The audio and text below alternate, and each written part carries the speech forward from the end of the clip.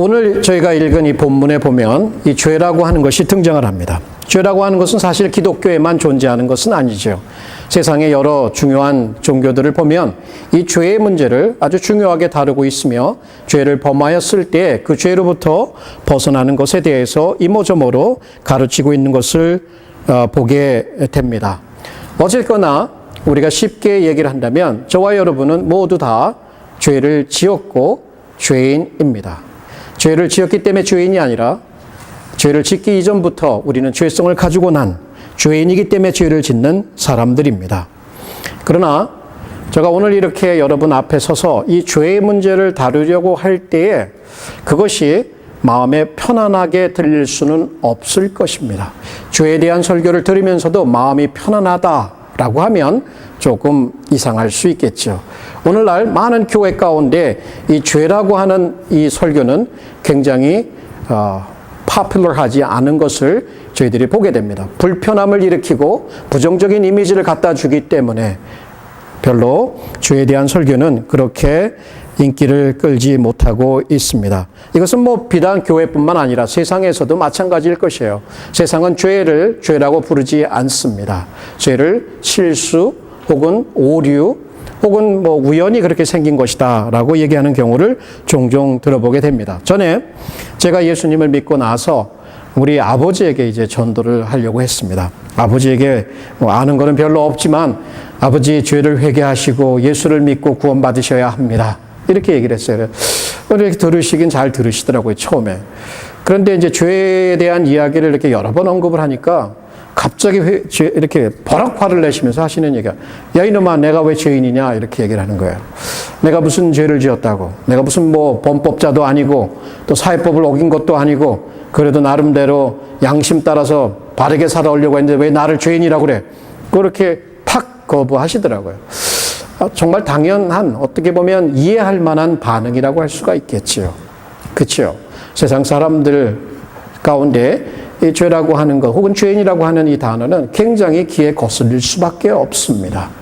이것은 비단 그 세상에서뿐만 아니라 오늘날 교회에서도 마찬가지고 그러한 이유에서인지 모르지만 죄에 대한 이 말씀이 굉장히 약화된 것을 우리는 이렇게 여기저기에서 찾아볼 수가 있습니다. 그러나 하나님은 분명히 우리에게 제시해 줍니다. 우리는 죄인인 것을 알려주시고 우리가 죄를 범하였을 때에는 그 죄로부터 회복되는 길을 우리에게 알려주셨습니다. 그것은 바로 회개라고 하는 것이에요. 하나님의 용서함을 받고 우리가 회복되기 위해서는 바로 회개해야 된다는 것을 우리는 이모저모로 배워서 알고 있습니다. 오늘 우리를 읽은 본문 말씀도 바로 이 회개에 대한 문제를 다루고 있죠. 다윗, 지난주에 살펴본 대로 이해하면 다윗은 정말 자기의 죄를 은폐하는데 굉장히 성공적이었다라고 말할 수 있어요. 그렇게 스스로도 믿고 있었을 것 같습니다. 그렇지만 하나님은 그 모든 것을 다 보시고 계셨던 것이죠.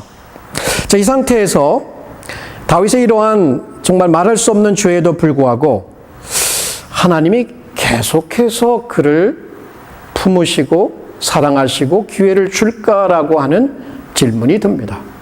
만약 제가 이렇게 하면 불경스럽게, 제가 만약 하나님이었다면 이렇게 배은망덕하게 사람을 죽이고 남의 아내를 빼앗는 사람 끝났어요. 인간관계에서도 보면 이런 사람은 끝났다고 보통 칠 거예요. 그렇게 되면 다윗에게는 전혀 소망이 없을 거예요. 그런데 정말 하나님은 은혜십니다. 하나님이 먼저 그에게 찾아오셨고 그에게 회개할 수 있는 기회를 주셨다라고 하는 얘기예요. 전에 다윗이 회개하지 않고 있었을 때 어떻게 마음에 느꼈는지 한번 들어보십시오. 내가 토해내지 않았을 때에 종일 킁킁 신음함으로 내 뼈가 다 쇠하였도다. 주의 손이 주야로 나를 누르시오니 내 진액이 화하여 여름 가물의 마름같이 되었나이다. 자, 이 말씀을 보게 되면 정말 우리가 하나님 앞에 우리의 죄를 고백하고 회개하는 것, 이것은 하나님이 우리에게 제공하신 은혜라고 하는 것을 우리는 이 스토리를 통해서 알게 됩니다. 됩니다. 그리고 또한 우리가 죄를 범하고 그릇 행하여 갈지라도 여전히 하나님은 우리를 사랑하신다는 얘기예요. 우리가 여전히 죄를 고집하고 실수하고 넘어지고 하나님의 말씀을 무시한다고 해도 하나님은 우리를 여전히 사랑하신다고 하는 이 진리를 이 본문 말씀을 통해서 배우게 됩니다. 그렇기 때문에 우리는 겸손하게 우리의 죄를 하나님 앞에 고백해야 한다는 것이 바로 오늘 우리가 생각하고 배우고자 하는 진리입니다. 우리가 회개하지 않았을 때 그것이 눌림이 되고 그것이 우리의 건강을 해치고 그것이 우리의 관계를 깨트리고 하나님으로부터 멀어지게 한다면 그것만큼 불행한 일은 없을 것입니다. 그래서 오늘 이 말씀을 생각하면서 회개와 관련해서 저는 세 가지 면에서 여러분과 함께 말씀을 나누고 싶습니다. 첫 번째는 앞서 말씀드린 대로 회개를 하나님의 은혜의 부르심으로 취하라.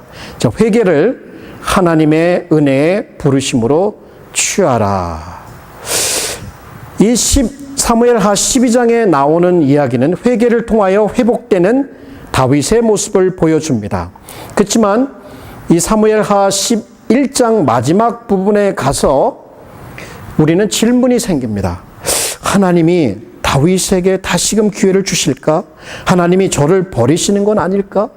전에도 보면 사울은 하나님의 말씀을 버림으로 인해서 버림을 받았단 말이에요. 그러니까 여기서도 하나님의 말씀을 멸시한 이 다윗을 하나님이 버리실까라고 하는 질문이 생깁니다. 그런데 하나님은 버리시지 않아요. 오히려 자기의 택한 종을 그에게 보내는 거예요. 다윗이 마음에 자기의 죄를 깨닫고 구구절절히 하나님 앞에 잘못을 구하고 잘못을 고백하고 용서를 구하였더라면 스토리가 좀 달라질 것 같은데 아무 일 없던 것처럼 평범하게 살아가고 있는 이 다윗에게 하나님은 그가 그 죄를 지속할 수 있도록 방관하실 수 없으셨던 거예요. 그래서 그는 그가 택한 선지자를 그에게 먼저 보내신다는 얘기예요. 자, 이게 뭘 뜻하는 것 같습니까? 회개라는 것이 우리 마음으로부터 시작된 것일까요? 아니면 하나님의 사랑으로부터 시작된 것일까요? 그 잘못 가고 있는 그 아들을 보면서 그와 언약을 맺으신 그 하나님께서 결코 그를 버릴 수 없는 그 하나님, 그 실패할 수 없는, 저버릴 수 없는 충성된 그 사랑이 바로 다윗에게 그 종을 보내어서 돌아오라고 부르시고 있었다는 얘기예요. 여러분, 종종 우리는 회개라는 것을 회개 그래, 내가 무슨 죄를 졌다고 이렇게 느낄 수도 있고, 회개라는 것을 굉장히 무거운 것처럼 이렇게 느낄 수 있지만, 이것은 사실은 하나님이 사랑하셔서 우리를 은혜로 부르시는 그 목소리라고 하는 것을 우리는 이 말씀에서 배우게 됩니다. 그렇다면 여러분, 이 회개라는 거, 여러 가지 신학적인 정의가 있지만, 제가 공부하면서 본 것 중에 가장 핵심적이고 가장 포괄적인 그 정의는 소요리 문답에 나옵니다. 자, 여러분, 회개가 어떤 것인지를 한번 들어보십시오. 생명에 이르는 회개란 구원의 은혜인데, 처음에 말씀이 구원의 은혜인데, 이로써 죄인이 자기의 죄를 바로 알고 그리스도 안에 있는 하나님의 자비를 깨달아 자기의 죄에 대하여 슬퍼하고 미워하며 새롭게 순종하고자 하는 굳은 결심과 노력으로 죄에서 떠나 하나님께로 돌이키는 것입니다. 이렇게 말하고 있어요. 여기서 주의 깊게 보고자 하는 것은 The repentance is the work of God's grace. 하나님의 은혜의 역사가 바로 회개라고 하는 것이에요. 내가 회개하고 싶다고 회개가 스스로 된다. 여러분 한번 해보십시오. 죄에 대한 그 깊은 그 상처, 미움, 이것을 버려야겠다는 간절함, 이 마음이 도대체 어디서 오는 것일까요? 그것은 바로 하나님의 사랑과 은혜를 깨달을 때에 마음으로부터 깨달아 솟아나온다는 것을 압니다. 그래서 우리가 회개한다라고 할 때는 그것은 하나님의 은혜의 역사이고, 회개하는 사람만이 진정한 은혜를 누릴 수가 있어요. 저는 초창기에 예수님을 영접하고 나서 기도를 이제 하려고 했습니다. 그래서 이렇게 철야라고 그러죠. 교회에 10시쯤에 가요, 저녁에. 그래서 기도하라고 누가 이렇게 조언을 해줘서 딱 앉아서 기도를 하려고 그랬는데, 아니, 뭐 기도해보지 않은 사람이 무슨 기도를 하겠어요. 몇 마디 하다가 말이 다 떨어져가지고 할 게 없더라고요. 그래서 내가 가서 물어봤어요. 아니, 기도를 좀 하려고 그랬는데, 뭐 어떻게 기도할지도 모르고, 기도할 내용도 없디다. 그랬더니, 어떤 이제 나이 많은 권사님이 다른 거 하지 말고, 회개를 해, 회개. 뭘 회개를 해요? 내가 이렇게 그랬더니, 아니, 있잖아. 뭐 어릴 때부터 뭐 엄마한테, 부모님한테 잘못한 것도 있고, 뭐 이렇게 얘기를 해 주시더라고요. 그래서 그 말을 받고, 그 다음날 가서 저녁 10시에 딱 앉았어요. 딱 앉아가지고, 진짜 이제 순진하죠. 하나님, 옛날에 제가 누구 밭에 가서 익지도 않은 포도를 따먹었는데 그거 참 잘못했습니다. 회개합니다. 이렇게 시작을 했어요, 제가. 이렇게 시작을 해가지고 생각나는 것마다 다 얘기를 하나하나 했어요. 근데요, 이게 놀라운 거예요. 이게 놀라운 게 한 20분, 25분 지났을까? 되게 많았나 봐요. 하여튼 되게 많이 얘기를 했어요. 그때부터 이 마음 배꼽 이 밑에서부터 뭐가 올라오기 시작을 하는 거예요. 진짜 회개가 나오는 거예요. 아니, 제가 무슨 열 몇 살 때 무슨 큰 죄를 졌다고 마음이 찢어지기 시작하면서 눈물이 나고 콧물이 나면서 하나님, 정말 제가 죄인이었구나. 그러면서 제가 신학적인 지식이 없었는데 뭐라고 고백했냐면, 하나님을 떠나고 하나님의 마음을 아프게 한 죄가 죄인이다. 굉장히 그런 고백을 하나님 앞에 하면서, 그때부터 이 마음에 하나님의 은혜가 밀려 들어오고 느껴지기 시작하는데, 앉으면 정말 눈물이 나고 회개하고. 근데 요즘에는 왜 안 그런지 모르겠어요. 요즘에는 잘 안 그래요. 좀 제가 하나님부터 멀리 떠났다라고 하는 느낌을 자주 느끼는데, 그때는 정말 너무너무 좋았던 시절이었고 너무너무 좋았어요. 다시 얘기하면 제가 뭘 일러스트레이트 하려고 하면, 하나님은 그 은혜로 우리에게 회개의 기회를 주시고 회개하는 자에게 은혜를 부어주신다고 하는 이 진리예요. 근데 여기 보면 아까도 말씀드렸듯이 먼저 하나님이 다윗을 용서하시고 회복하는 과정을 시작하셨다라고 하는 데서 우리는 하나님의 사랑을 다시 한번 느껴볼 수 있지요. 그러면서 이제 아까 이제 질문 한 가지가 생기는데, 하나님이 과연 다윗을 버리실까? 안 버리셨다라고 얘기했단 말이에요. 그러면 다윗은 그렇게 말할 수 없는, 여기 앉아 있는 어떤 누구보다도 더 정말 악한 죄를 지었는데, 이 죄를 지은 것이 그 하나님과의 관계에 어떻게 영향을 미쳤을까? 이런 생각을 좀 해봅니다. 그래서 여러분에게 설명을 드리고 싶은 것은, 제 아들과 제가 이렇게 부자지간입니다. 제 아들이 지금은 8살이지만 그동안도 여러 가지 잘못한 것도 있지만 어떻습니까? 잘못하고 또 거짓말도 할 수 있고 부모님 말도 안 듣고 제가 원하는 대로 한단 말이에요. 그럼 제가 그 아들을 보면서, 에이, 고얀 놈. 낳아서 기르니까 지 마음대로 하네. 넌 이제 오늘부터 내 아들 아니야. 이렇게 제가 말할까요? 아니면 그가 잘못하는 것까지도 마음 아파서 바르게 되기를 원하고 따끔하게 혼내주고 또 사랑으로 안아주고 기도해주고 축복해줄까요? 아마 이것이 이 나단을 통해서 다윗을 찾아 나서는 하나님의 아버지의 마음이 아니었을까라는 생각이 들어요. 그렇다면 우리가 죄를 안 짓고 살아갈 수는 없어요. 어쨌든 죄에 넘어지게 됩니다. 죄를 지었을 때 또 어떤 사람들은 이 죄 때문에 하나님이 나를 미워하시고 나를 버리시고 나에게 등을 돌리셨다라고 생각하면서 회개를 거부할 수도 있을지 몰라요. 그렇지만요, 그 어느 때보다도, 그 죄가 풍성한 곳에 은혜가 더하다 그 어느 때보다도 하나님은 마음 아파하시고 우리를 찾으시고 부르시고 은혜 가운데 사랑 가운데로 돌아오라고 말하기 때문에 우리는 정말 겸손히 하나님 앞에서 회개할 필요가 있다는 거예요. 어떤 사람이 이렇게 얘기를 합니다. 만약 우리가 회개하기를 하루만 미룬다면 우리는 회개해야 할 그 하루를 더 하게 되는 것이고 회개할 하루를 잃게 되는 것이다 무슨 얘기예요?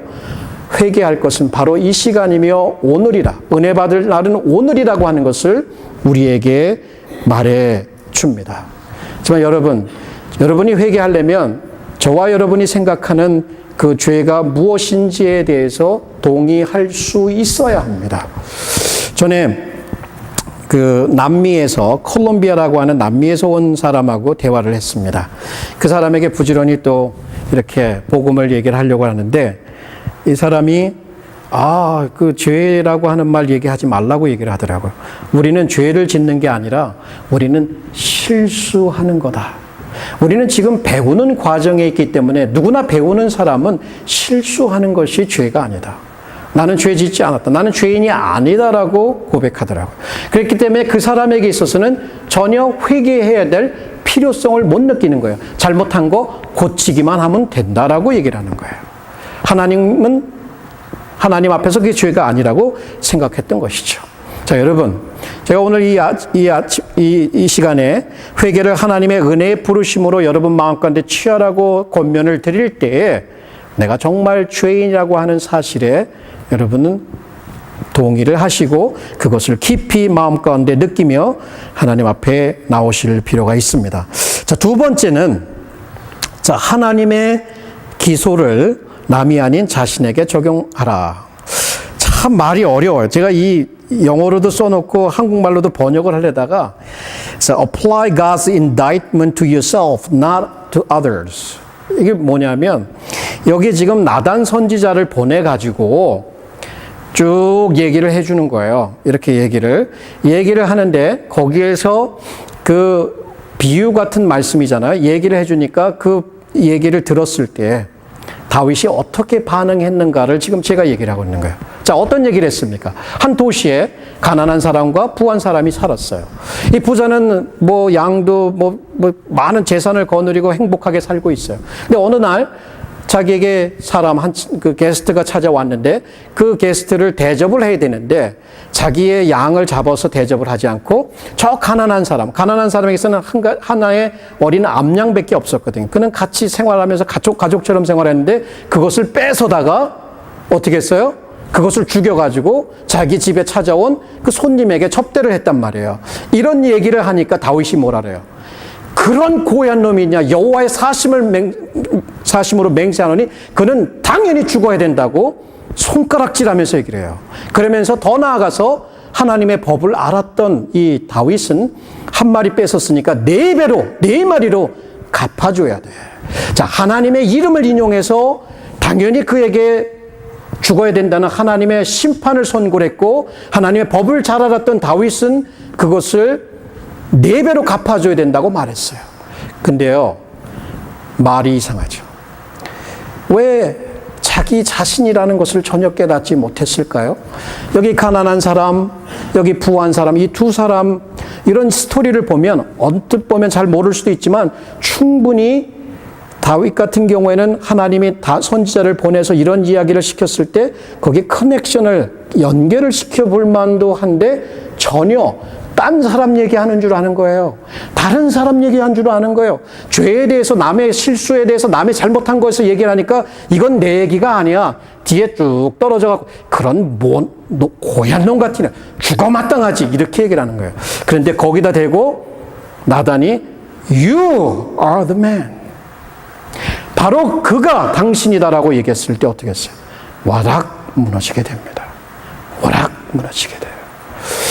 여러분 놀랍지 않습니까? 이게 우리의 삶에 반복되고 있어요. 우리의 죄에 대해서는 민감하지 않아요. 우리의 죄에 대해서는 굉장히 관대해요. 다 누구나 실수하는 것이. 그러나 남이 죄를 짓고 있을 때 그 얘기를 누군가를 통해서 들었을 때에 혹은 내가 그 사람에 대해서 얘기할 때 우리는 굉장히 지혜로워요.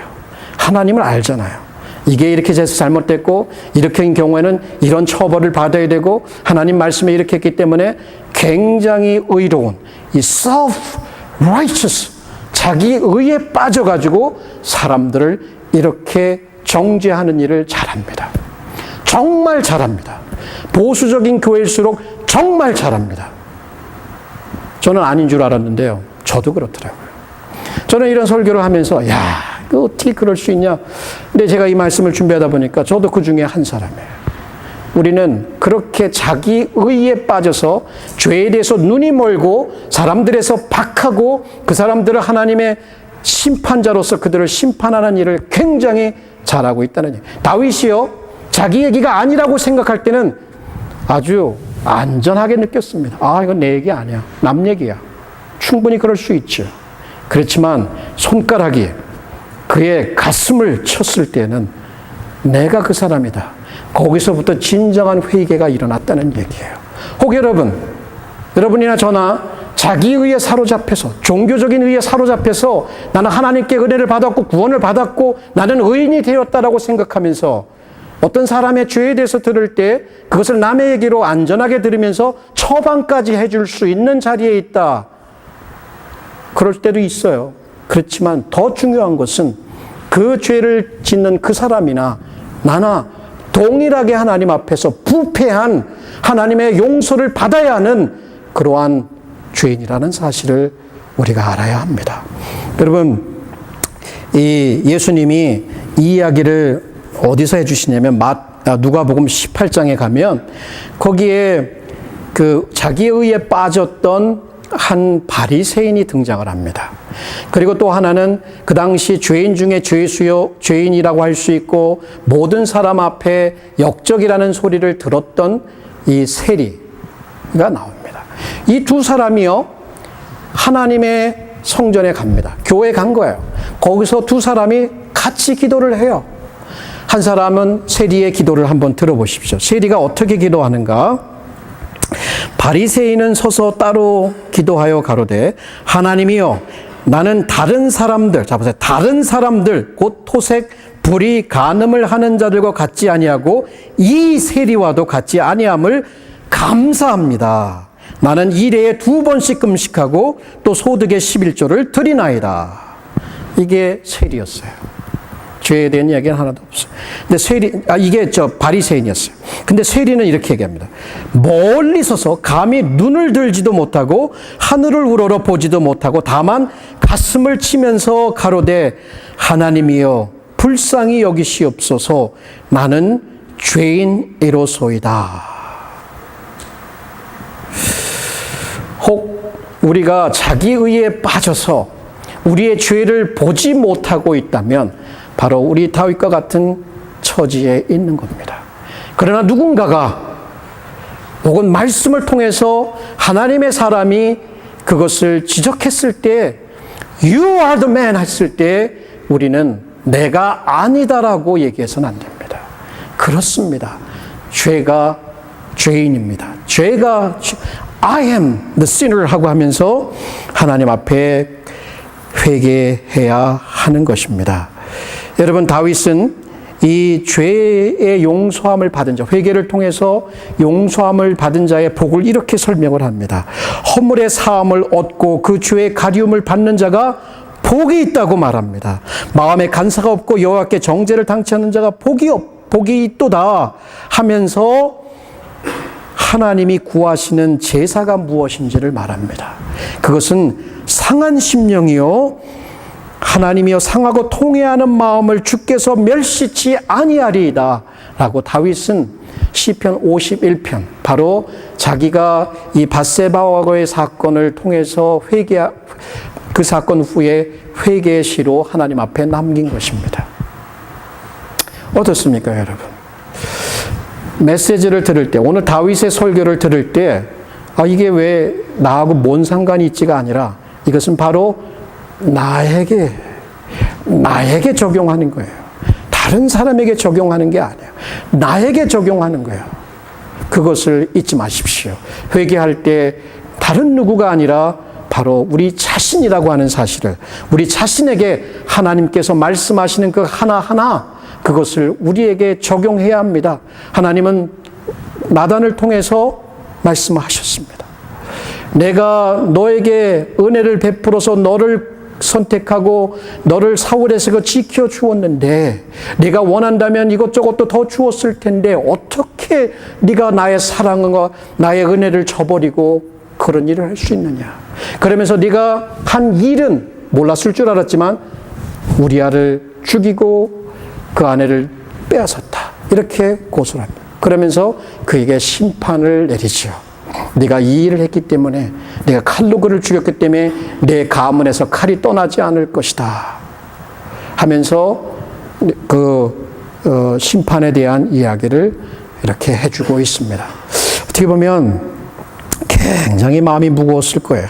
그렇지만 다윗 솔직하게 내가 하나님 앞에 이 죄를 지었다라고 고백을 하게 되지요. 자, 두 가지를 살펴보았습니다. 지금까지. 우리가 회개하라는 그 부르심은 바로 하나님의 은혜의 부르심이라는 것을 생각했어요. 두 번째는 회개하려고 할 때에는 다른 사람이 아닌 바로 나 자신, 우리 자신들에게 그 메시지를 적용하고 그것을 받아들여야 된다는 것을 살펴보았습니다. 세 번째는 하나님의 징계를 하나님의 자녀됨의 증거로 받아들이라. 도대체 이게 무슨 말씀인지 모르시겠죠? 하나님의 징계를 하나님의 자녀됨의 증거로 받아들이라. 이슈는 이거예요. 다윗이 죄를 지었죠. 사람을 죽였어요. 남의 아내를 취했어요. 이것은 세상법으로 봐도 어떻게 보면 사형감입니다. 자, 그러면 하나님 앞에 하나님, 내가 죄를 지었습니다 라고 고백했으면 용서받지요. 100% 용서받았어요. 그렇지만 그 용서로서 모든 것이 끝나는 것이 아니라 그 죄에 대한 결과가 그 삶 속에 남게 된다는 얘기예요. 이것은 우리가 심각하게 생각해 보아야 합니다. 자, 우리는 회개를 통해서 정말 용서를 받습니다. 그렇지만 우리가 과거에 누적해서 지었던 죄, 지금도 짓고 있는 죄, 앞으로도 짓게 질 그 죄는 우리의 삶에 상처가 남는다는 얘기예요. 다시 얘기하면 여러분, 우리 아이들에게 불 갖고 장난하지 말라고 그래요. 어릴 때 그 얘기 많이 들었죠. 제 친구들 중에서도 불 갖고 놀다가 머리가 여기가 홀라당 탄 아이도 있어요. 그리고 여기 상처가 남았어요. 그리고 이 머리가 이렇게 된 상태로 옛날에는 가발이 없었기 때문에 이런 상태로 달. 그럼 우리가 걔 보면서 저 녀석 저거 말 안 듣고 저렇게 하다가 저 머리 탔다고 이렇게 얘기를 하고 그랬어요. 죄가 바로 그런 거예요. 죄는 분명히 결과를 남깁니다. 죄는 분명히 상처를 남긴다는 사실이에요. 하나님의 심판으로 여기에 어떻게 됐습니까? 분명히 너 칼이 네 집을 떠나지 않을 것이다. 이런 심판이 주어지게 되고 아이가 태어나게 될 텐데 그 아들이 죽게 될 것이다. 이런 심판이 있게 됩니다. 사실 다윗의 삶의 전기는 바로 11장 사건이에요.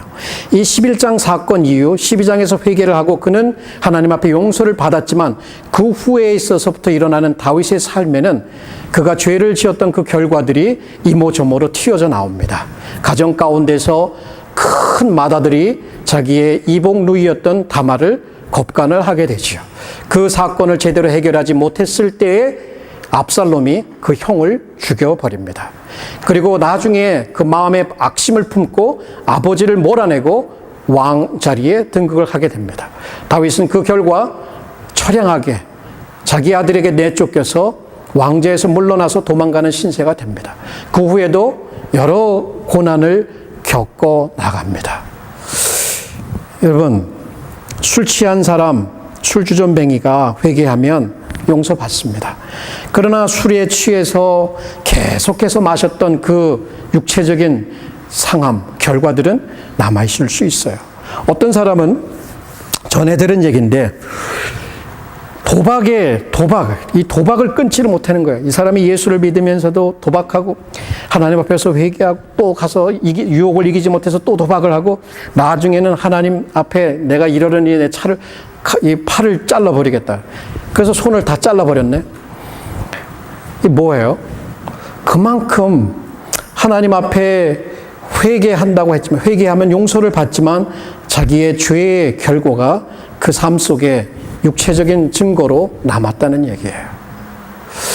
자, 이거는 우리에게 참 실망스러운 얘기일 수 있어요. 그냥 하나님께서 내가 너를 용서하노라 하고 어떠한 결과도 없었으면 좋겠지만 영적인 원리는 우리의 삶에 지었던 죄들은 분명히 어떤 결과를 줄 수 있다고 하는 것이. 그래서 우리는 아예 죄를 짓지 않는 쪽으로 마음을 돌이키는 것이 중요하다.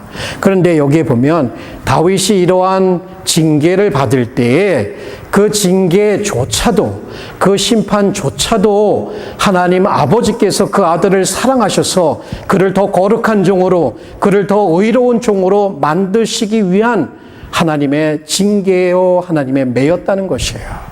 혹시 여러분 과거의 죄든 현재의 죄든 그것으로 인해서 어떤 아픔이 남아있다라고 한다면, 그래서 하나님의 훈련을 받고 있다고 한다면 기억하십시오. 그것은 바로 저와 여러분이 하나님의 선택받은 자녀라는 것이에요.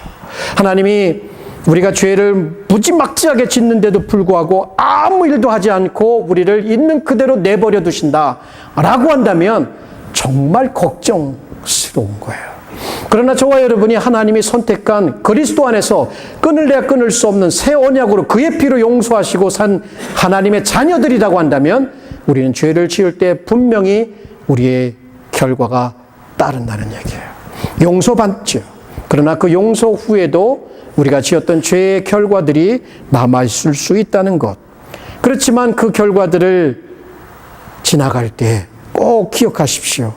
꼭 기억할 것은 바로 우리가 하나님의 자녀이기 때문에 하나님의 훈련과 징계를 받고 있다.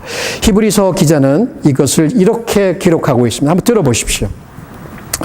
또 아들들에게 권하는 것 같이 너에게 권면하신 말씀을 주셨도다. 일러스되 내 아들아 주의 징계하심을 경히 여기지 말며 그에게 꾸지람 받을 때에 낙심하지 말라. 주께서 그 사랑하시는 자를 징계하시고 그 받으시는 아들마다 채찍질 하심이라 하셨으니 너희가 참으면 징계를 받기 위함이라. 하나님이 아들과 같이 너희를 대우하시나니 어찌 아비가 징계하지 않는 아들이 있으리요. 그렇습니다. 하나님은 우리를 사랑하시기 때문에 우리의 죄를 용서하시고 또 우리의 죄로 인한 징계가 우리 삶에 있을지라도 그것은 여전히 하나님께서 우리를 거룩한 하나님의 아들들로 만들기 위한 매라고 하는 것을 생각하면서 우리는 하나님 앞에 감사할 수 있으며 그것까지도 받아들일 수 있다라고 하는 것입니다. 여러분 얼마 전에 제가 어떤 54세 먹은 아주머니의 고백을 한번 이렇게 인터넷을 통해서 보았습니다. 근데 이 아주머니가 나도 할 말이 있어서 이런 거 프로그래밍 같은데 거기에 나와서 얘기를 하는데 자기가 9살 때 아버지가 돌아가셨대요. 근데 4남매였는데 막내 동생이 3살이었대요.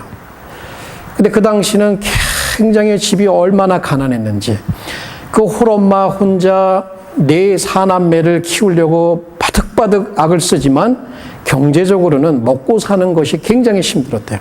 그래서 자기는 12살 때 학교도 그만두고 일을 하기 시작했어요. 그 일을 하다가 이제 한 청소년이 됐을 때는 이 가난이 지긋지긋하게 싫고 나를 이 땅에 태어나게 한 엄마한테 불평을 했어요. 왜 책임지지도 못할 것 왜 이 땅에 나를 낳게 해가지고 이렇게 고생하게 하냐고 엄마의 마음에 그렇게 못을 박았다고 얘기를 합니다. 그리고 나서 22살에 그 어머니의 소개로 좋은 남자를 만나서 결혼을 하게 됩니다.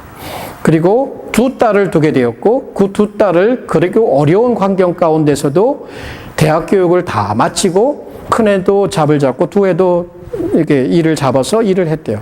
그때까지는 좋았는데 이 둘째 딸이 어느 날 실직을 하게 됐어요. 근데 실직을 하고 난 다음에 엄마한테 이제 일도 안 하고 집에 이렇게 빈둥빈둥 있으면서 자기의 삶을 비관하고 엄마한테 하는 얘기가 이거예요. 엄마, 왜 우리 집은 이렇게 가난해?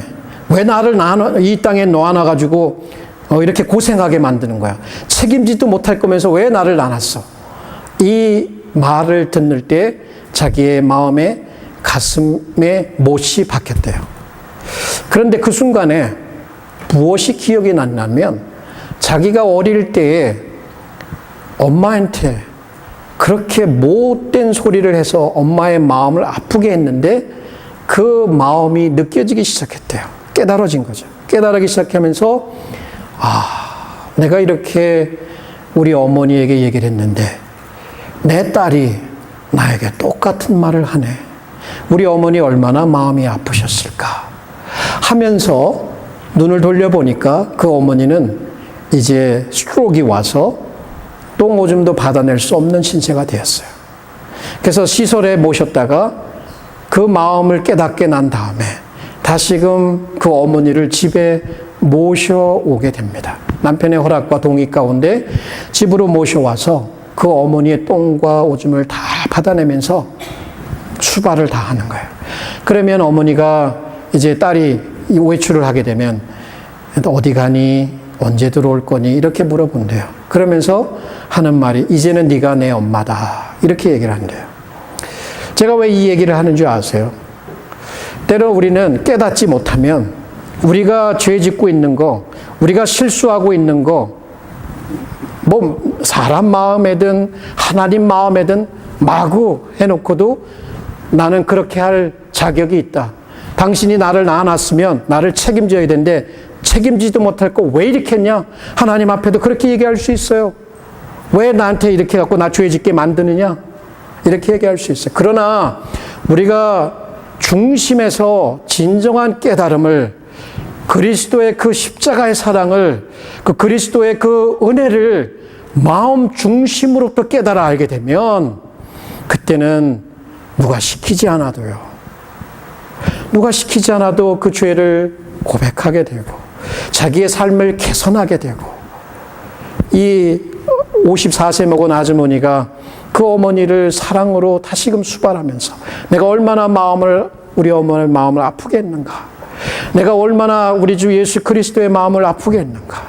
그분이 십자가에서 자기의 몸을 버려서 우리를 죽기까지 사랑했는데 이 세상 어느 누구도 나에게 그런 사랑을 주신 분이 없는데 내가 어떻게 그분을 거역하고 그분의 마음과 그분의 마음을 상하게 하며 살아갔을까?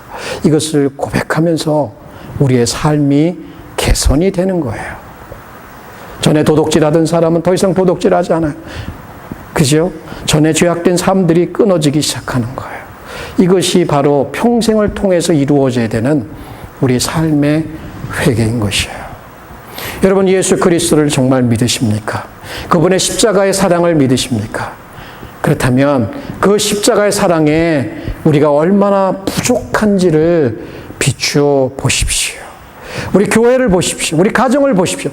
우리가 얼마나 하나님의 법대로 하나님의 말씀대로 그 은혜에 보답하는 마음으로 살아가지 못하고 있는지, 학교 생활에서, 직장 생활에서, 우리 아이들을 가르치는 데 있어서, 우리 교회 생활에 있어서 얼마나 우리가 모자라고 있는지 회개할 게 참 많습니다. 그러나 회개는 하나님의 은혜의 초청이라는 것을 기억하십시오. 회개 남들 얘기하지 맙시다. 우리에게 자신에게 적용하고, 그렇지만 우리가 삶의 어려움, 하나님의 징계일지 언제일지 모르지만 그런 과정에 있다면 그것조차도 우리를 아들로 삼으시는 하나님의 사랑이라는 것을 깨달으면서 회개의 삶이, 참회의 회개의 삶이 된다면 거기에는 분명한 변화와 분명한 은혜의 역사가 풍성할 것이라는 것을 I guarantee 합니다. 하나님께서 guarantee 해 주십니다. 그렇다면 오늘 우리 한번 하나님 앞에 다 같이 회개하는 시간을 갖도록 하겠습니다. 비록 짧지만 우리 마음 중심에서 우리의 부족함을 하나님 앞에 아뢰며 예수 그리스도의 사랑으로 다시금 충만해질 수 있도록, 용서하며 확신을 가지고 살아갈 수 있도록 다 같이 하나님 앞에 기도하십시다.